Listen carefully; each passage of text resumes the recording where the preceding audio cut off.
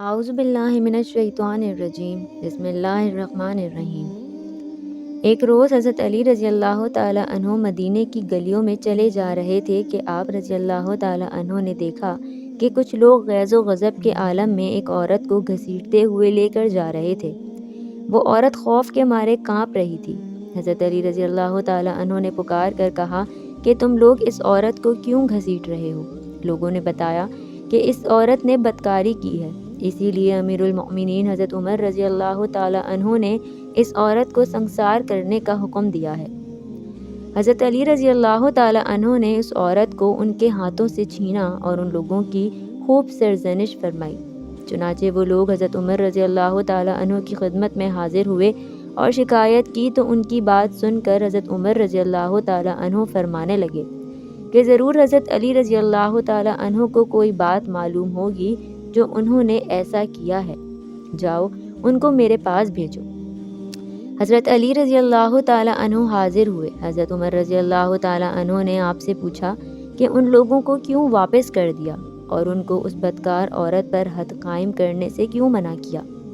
حضرت علی رضی اللہ تعالی عنہ نے کہا کہ اے امیر المؤمنین، کیا آپ نے رسول کریم صلی اللہ علیہ وآلہ وسلم کا یہ ارشاد نہیں سنا کہ آپ صلی اللہ علیہ وآلہ وسلم نے فرمایا، 3 طرح کے لوگوں سے قلم اٹھا لیا گیا، یعنی وہ بے قصور ہیں۔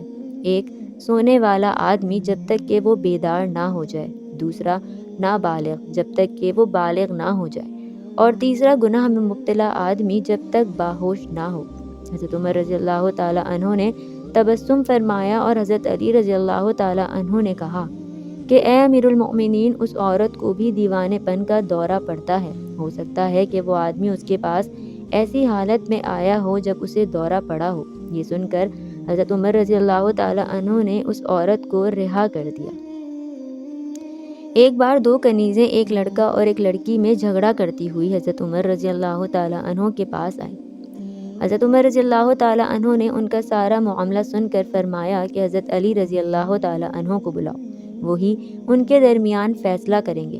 جب حضرت علی رضی اللہ تعالی عنہ آئے تو انہیں تمام واقعہ سنایا گیا۔ یہ سن کر حضرت علی رضی اللہ تعالی عنہ نے فرمایا کہ 2 شیشے منگواؤ اور ان کا وزن کر کے ان دونوں کنیزوں کو دے دو، وہ اپنا اپنا دودھ اس میں بھریں۔ جب وہ شیشیاں دودھ سے بھری ہوئی آئیں تو فرمایا کہ اب پھر وزن کرو، جس کی شیشی بھاری ہو اس کا لڑکا ہے اور جس کی شیشی ہلکی ہو تو اس کی لڑکی ہے۔